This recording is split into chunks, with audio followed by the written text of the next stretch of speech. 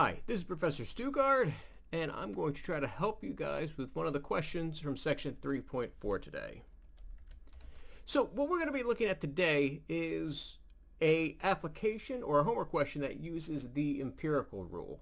So the empirical rule is that basic idea where if we have data that is normally distributed in that symmetrical bell shape, we know that, first of all, the mean, or the average, is going to be at the center. And again, that's really nice for our symmetrical bell-shaped data. We have our mean, our median, and our mode. It's all going to be the peak of that data. And then, roughly speaking, we can approximate where different data points lie based upon the standard deviation and how many standard deviations away from the mean they are. And so if we're one standard deviation either side of the mean, that's going to be 68% of our data. If we're two standard deviations away, that's 95% of our data, and so forth. And so what we also look at when we're talking about the empirical rule is the z-scores. So when we're trying to compare two different sets of data and trying to figure out which one's further from the average, it can be very difficult when we're talking about, different data sets.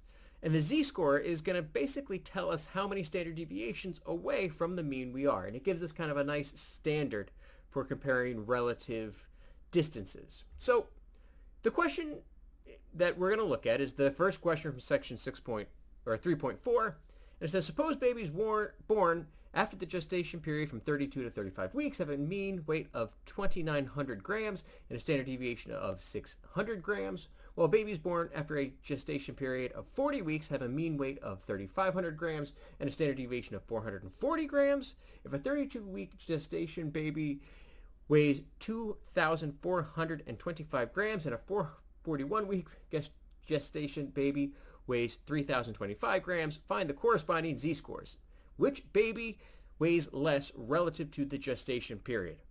Whew, well, that is a mouthful. We have an entire paragraph of information to dissect, and that is probably challenge number 1 because we have so much data. We need to break it down and understand what the question's telling us first. We need to really utilize our reading comprehension skills and figure out what we're really being told here. So, first of all, the beginning of this question is our background data, and we have two different data sets. So we have the data set, which I have now in blue, where we have a gestation period from 32 to 35 weeks, and we have a data set for that. And again, we're going to assume a normal distribution. And then babies born after the gestation period of 40 weeks have a separate data set and a separate description of the average weight and the standard deviation. So that's the beginning part. We have two different data sets. And again, that's why we need to use z-scores in this case, because we have two different data sets for babies born at two different times. It wouldn't make sense to compare babies born at two different times to each other because, well, they are born at different times. And again, that's the question part, because then that last part, so we have data set 1, data set 2, and then our actual question says we want to compare a baby born at 32 weeks to a baby born at 41 weeks.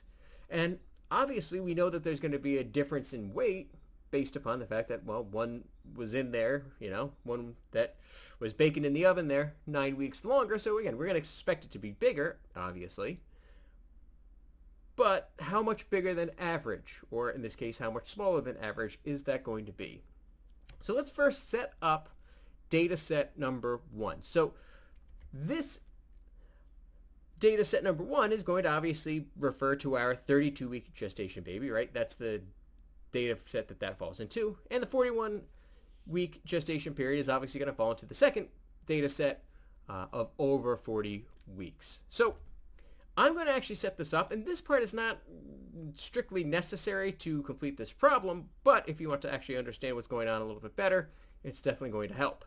So again, from data set 1, we suppose babies born after a gestation period of 32 to 35 weeks have a mean weight of 2,900. So again, we always start with the mean. So start with the mean. That's the important data, and we can see that the mean is going to be put in the center of my bell curve. And I would suggest that everybody take the time to draw a little curved line that looks kind of like a bell on your paper for every one of these exercises. It takes literally 2 seconds, and you will get the question right far more often if you take the time to draw that little picture. Plus, we're going to be looking at this more in depth and doing more mathematics on this idea. And again, drawing this bell shape each time will absolutely help. And again, the main idea with that bell shape, the mean is in the middle. And again, that could be the mean, the median, and the mode. We have that bell-shaped data. They're all the same. All of our centers are grouped together, which is really nice and really allows us to do some pretty powerful statistical analysis here. All right. So the mean is in the center. Now, those standard deviations, we're going to move away from the mean in both directions, to the smaller side and to the bigger side, to figure out where our data actually lies. So the standard deviation is 600 grams. So we start at the mean. So 2,900 minus 600 is 2,300. So again, that gives me that first value there towards the left of my mean. If we go to the upper side and add 600, well, we get 3,500. And that's to the right-hand side. And again, that would be one standard deviation away. So between 2,300 and 3,500, that's one standard deviation away from my mean. And we'll go out one more standard deviation from there. So again, from that lower value, 2,300, subtract 600, which gives you 1,700. So then that's two standard deviations away on the left. And then if we add 600 to 3,500, then we get 4,100. And again, that's two standard deviations away to the right. So then two standard deviations away would now be that range from 1,700 to 4,100. All right. So again, that's my data set. Now let's look, where does that baby that was born after 32 weeks, where is that going to actually fall in my data set? So we're given in the problem that the 32-week gestation period weighs 2,425 grams. So again, I marked that on my bell curve, right? It's just a number line. And so we can see, all right, well, there's roughly where 2,425 would be. And we can see that that clearly lies within that first standard deviation. That's within one standard deviation from my mean, which means my z-score is going to be, well, less than 1. Now, to the left, so it's smaller than average, which means my z-score is definitely going to be negative. If it was bigger than it, that's positive. So again, the z-scores to the left of the mean are going to be negative. To the right of the mean will be positive. So let's calculate it. We have our mean, 2,900. We have our standard deviation, 600. And we know our data point in this case is 2,425. So the z-score is the data minus the mean divided by the standard deviation. All right, so I'm actually putting this formula, the top of that formula where we do data minus the mean, in parentheses because we have to do that part first. That has got to be the first step in our problem. So we'll subtract first and then divide. And if we plug in the numbers, when I subtract 2,425 from 2,900, that gives me negative 475. And of course, when I divide that by 600, I get negative 0.79 when we round to 2 decimal places. Again, right, that decimal place goes on. So rounded, okay, negative 0.79. Again, negative means we're smaller than the mean. We knew that already by drawing the picture. And then, again, we're less than 1 standard deviation away. We're 0.79 standard deviations away. So we're still somewhat close to the mean there. We're not even 1 standard deviation away yet. We're 0.79 standard deviations away. So let's take a look at data set 2. So the baby's born after the gestation period of 40 weeks. So this is my second data set. The mean weight is 3,500 grams. So again, put that right there dead in the center because this is a completely separate data set. So we had our first bell curve that we drew and did that for data set 1. Now I'm drawing a completely separate bell curve for data set 2. Again, these are 2 different data sets, so 2 different bell curves. And so you're going to have to spend an additional 2 seconds to go whoop, like that. All right. So 3,500 goes in the middle, and now we want to count out our standard deviations just like we did the first time. So our standard deviation was 440, and so again, from that mean, 3,500, we subtract 440 and get 3,060. From the mean, we add 440, and we get 3,940. So again, this is the same process. So I'm going to go kind of quickly.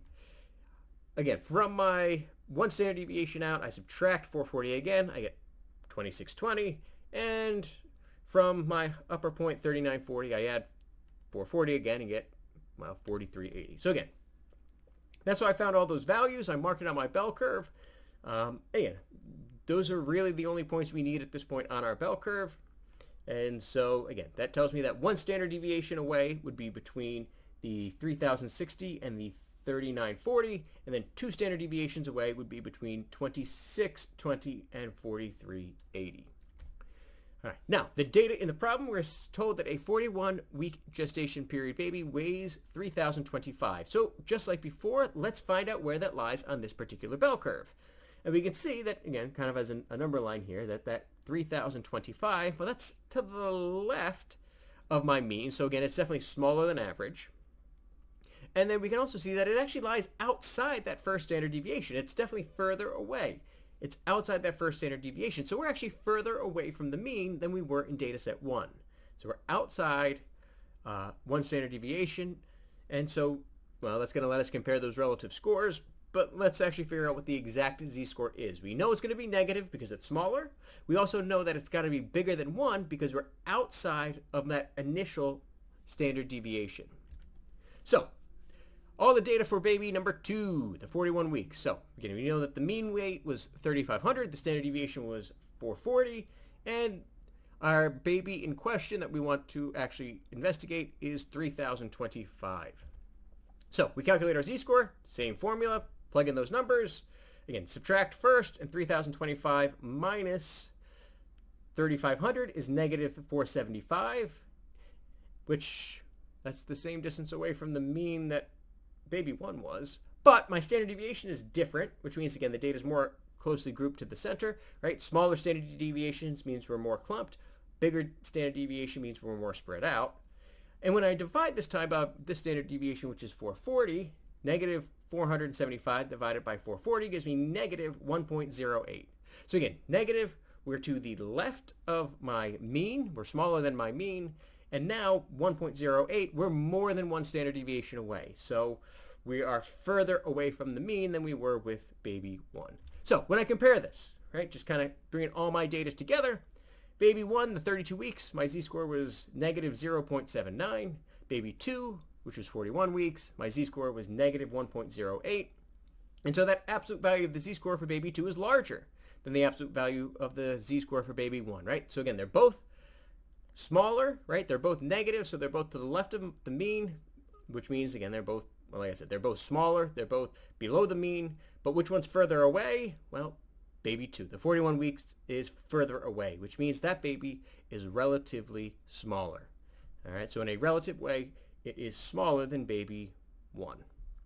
All right, I hope that helped a little bit and helped clear up a little bit about the empirical rule, how we set it up, and then also a little bit about z-scores as well. This is going to be a really, really important concept for the rest of the semester, really, because we're going to be dealing with normal data that fits our bell curve, that fits our empirical rule, except we're going to get a little bit more detailed. We're going to build on this. We're going to keep hitting the same ideas, but with a little bit more detail and a little bit more mathematics each time. So, again, I hope that helped, and take care of yourselves.